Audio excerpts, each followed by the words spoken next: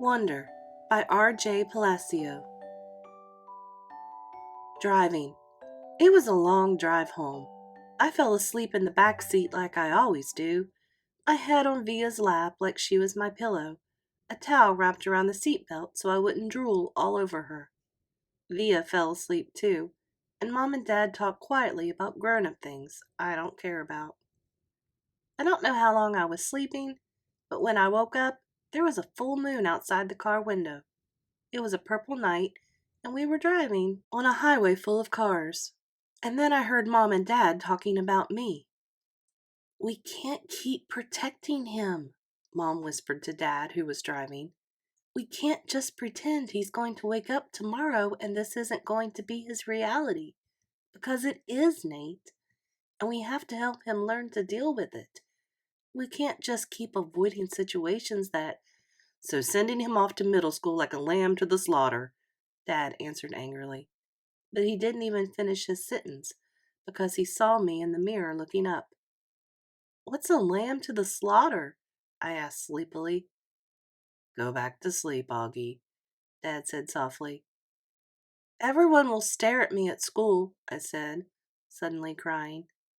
"Honey," Mom said. She turned around in the front seat and put her hand on my hand. "You know if you don't want to do this, you don't have to. But we spoke to the principal there and told him about you, and he really wants to meet you." "What did you tell him about me?" "How funny you are, and how kind and smart. When I told him you read Dragon Rider when you were 6, he was like, 'Wow, I have to meet this kid.'" "Did you tell him anything else?" I said. Mom smiled at me. Her smile kind of hugged me. "I told him all about your surgeries and how brave you are," she said. "So he knows what I look like?" I asked. "Well, we brought pictures from last summer in Montauk," Dad said. "We showed him pictures of the whole family, and that great shot of you holding that flounder on the boat." "You were there too?" I have to admit, I felt a little disappointed that he was part of this. "We both talked to him, yes," Dad said. "He's a really nice man." "You would like him," Mom added. Suddenly it felt like they were on the same side. "Wait, so when did you meet him?" I said. "He took us on a tour of the school last year," said Mom. "Last year?" I said. "So you've been thinking about this for a whole year and you didn't tell me?" "We didn't know if you'd even get in, Auggie," answered Mom. "It's a very hard school to get into. There's a whole admissions process. I didn't see the point in telling you and having you get all worked up about it unnecessarily." "But you're right, Auggie. We should have told you when we found out last month that you got in," said Dad. "In hindsight," sighed Mom. "Yes, I guess." "Did that lady who came to the house that time have something to do with this?" I said. "The one that gave me that test?" "Yes, actually," said Mom, looking guilty. "Yes." "You told me it was an IQ test," I said. "I know. Well, that was a white lie," she answered. "It was a test you needed to take to get into the school. You did very well on it, by the way." "So you lied," I said. "A white lie, but yes. Sorry," she said, trying to smile. But when I didn't smile back, she turned around in her seat and faced forward. "What's a lamb to the slaughter?" I said. Mom sighed and gave Dad a look. "I shouldn't have said that," Dad said, looking at me in the rearview mirror. "It's not true. Here's the thing. Mommy and I love you so much we want to protect you any way we can. It's just sometimes we want to do it in different ways." "I don't want to go to school," I answered, folding my arms. "It would be good for you, Auggie," said Mom. "Maybe I'll go next year," I answered, looking out the window. "This year would be better, Auggie," said Mom. "You know why? Because you'll be going into 5th grade, and that's the first year of middle school. For everyone. You won't be the only new kid. I'll be the only kid who looks like me, I said. I'm not going to say it won't be a big challenge for you because you know better than that, she answered. But it'll be good for you, Auggie. You'll make lots of friends, and you'll learn things you never learned with me. She turned in her seat again and looked at me. When we took the tour, you know what they had in their science lab? A little baby chick that was just hatching out of its egg. It was so cute. Auggie, it actually kind of reminded me of you when you were a little baby, with those big brown eyes of yours. I usually love when they talk about when I was a baby. Sometimes I want to curl up into a little tiny ball and let them hug me and kiss me all over. I miss being a baby, not knowing stuff, but I wasn't in the mood for that now. I don't want to go, I said. How about this? Can you at least meet Mr. Tushman before making up your mind? Mom asked. Mr. Tushman? I said. He's the principal, answered Mom. Mr. Tushman, I repeated. I know, right? Dad answered, smiling and looking at me in the rearview mirror. Can you believe that name, Auggie?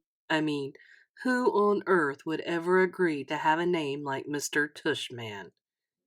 I smiled, even though I didn't want to let them see me smile. Dad was the one person in the world who could make me laugh, no matter how much I didn't want to laugh. Dad always made everyone laugh. Auggie, you know, you should go to that school just so you can hear his name said over the loudspeaker, Dad said excitedly. Can you imagine how funny that would be? Hello, hello, paging Mr. Tushman. He was using a fake high old lady voice. Hi, Mr. Tushman. I see you're running a little behind today. Did your car get rear-ended again? What a bum rap. I started laughing, not even because I thought he was being that funny, but because I wasn't in the mood to stay mad anymore. It could be worse, though, Dad continued in his normal voice. Mommy and I had a professor in college called Miss Butt. Mom was laughing now, too. Is that for real? I said. Roberta Butt, Mom answered, raising her hand as if to swear. Bobby Butt. She had huge cheeks, said Dad. Nate, said Mom. What? She had big cheeks is all I'm saying. Mom laughed and shook her head at the same time. Hey, I know, said Dad excitedly. Let's fix them up on a blind date. Can you imagine? Miss Butt, meet Mr. Tushman. Mr. Tushman, here's Miss Butt. They could get married and have a bunch of little tushies. Poor Mr. Tushman, answered Mom, shaking her head. Auggie hasn't even met the man yet, Nate. Who's Mr. Tushman? Thea said groggily. She had just woken up. He's the principal of my new school, I answered. Paging Mr. Tushman. I would have been more nervous about meeting Mr. Tushman if I'd known I was also going to be meeting some kids from the new school, but I didn't know, so if anything, I was kind of giggly. I couldn't stop thinking about all the jokes Daddy had made about Mr. Tushman's name. So when me and Mom arrived at Beecher Prep a few weeks before the start of school, and I saw Mr. Tushman standing there, waiting for us at the entrance, I started giggling right away. He didn't look at all like what I pictured, though. I guess I thought he would have a huge butt, but he didn't. In fact, he was a pretty normal guy, tall and thin, old, but not really old. He seemed nice. He shook my mom's hand first. Hi, Mr. Tushman. It's so nice to see you again, said Mom. This is my son, August. Mr. Tushman looked right at me and smiled and nodded. He put his hand out for me to shake. Hi, August, he said totally normally. It's a pleasure to meet you. Hi, I mumbled, dropping my hand into his hand while I looked down at his feet. He was wearing red Adidas. So, he said, kneeling down in front of me so I couldn't look at his sneakers, but had to look at his face. Your mom and dad have told me a lot about you. Like, what have they told you? I asked. Sorry? Honey, you have to speak up, said Mom. Like what? I asked, trying not to mumble. I admit I have a bad habit of mumbling. Well, that you like to read, said Mr. Tushman, and that you're a great artist. He had blue eyes with white eyelashes. And you're into science, right? Uh-huh, I said, nodding. We have a couple of great science electives at Beecher, he said. Maybe you'll take one of them? Uh-huh, I said, though I had no idea what an elective was. So are you ready to take a tour? You mean we're doing that now? I said. Did you think we were going to the movies? He answered, smiling as he stood up. You didn't tell me we were taking a tour, I said to Mom in my accusing voice. Auggie, she started to say. It'll be fine, August, said Mr. Tushman, holding his hand out to me. I promise.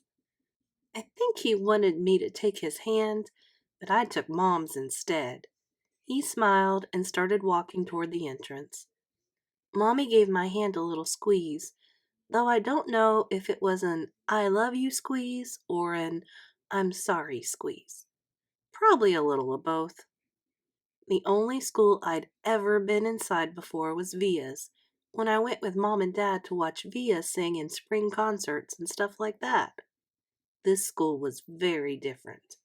It was smaller. It smelled like a hospital. Nice Mrs. Garcia.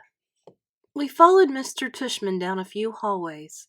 There weren't a lot of people around, and the few people who were there didn't seem to notice me at all, though that may have been because they didn't see me. I sort of hid behind Mom as I walked. I know that sounds kind of babyish of me, but I wasn't feeling very brave right then. We ended up in a small room with the words, Office of the Middle School Director on the door. Inside, there was a desk with a nice-seeming lady sitting behind it. This is Mrs. Garcia, said Mr. Tushman, and the lady smiled at Mom and took off her glasses and got up out of her chair. My mother shook her hand and said, Isabella Pullman, nice to meet you. And this is August, Mr. Tushman said. Mom kind of stepped to the side a bit so I would move forward. Then that thing happened that I've seen happen a million times before. When I looked up at her, Mrs. Garcia's eyes dropped for a second. It was so fast no one else would have noticed, since the rest of her face stayed exactly the same. She was smiling a really shiny smile. Such a pleasure to meet you, August, she said, holding out her hand for me to shake. Hi, I said quietly, giving her my hand, but I didn't want to look at her face, so I kept staring at her glasses, which hung from a chain around her neck. Wow, what a firm grip, said Mrs. Garcia. Her hand was really warm. The kid's got a killer handshake, Mr. Tushman agreed, and everyone laughed above my head. You can call me Mrs. G, Mrs. Garcia said. I think she was talking to me, but I was looking at all the stuff on her desk now. That's what everyone calls me, Mrs. G. I forgot my combination. Mrs. G, I need a late pass. Mrs. G, I want to change my elective. Mrs. G's actually the one who runs the place, said Mr. Tushman, which again made all the grown-ups laugh. I'm here every morning by 7:30, Mrs. Garcia continued, still looking at me while I stared at her brown sandals with small purple flowers on the buckles. So if you ever need anything, August, I'm the one to ask, and you can ask me anything. Okay, I mumbled. Oh, look at that cute baby, Mom said, pointing to one of the photographs on Mrs. Garcia's bulletin board. Is he yours? No, my goodness, said Mrs. Garcia, smiling a big smile. Now that was totally different from her shiny smile. You've just made my day. He's my grandson. What a cutie, said Mom, shaking her head. How old? In that first picture, he was 5 months, I think. But he's big now, almost 8 years old. Wow, said Mom, nodding and smiling. Well, he is absolutely beautiful. Thank you, said Mrs. Garcia, nodding like she was about to say something else about her grandson. But then, all of a sudden, her smile got a little smaller. We're all going to take very good care of August, she said to Mom, and I saw her give Mom's hand a little squeeze. I looked at Mom's face, and that's when I realized she was just as nervous as I was. I guess I liked Mrs. Garcia when she wasn't wearing her shiny smile.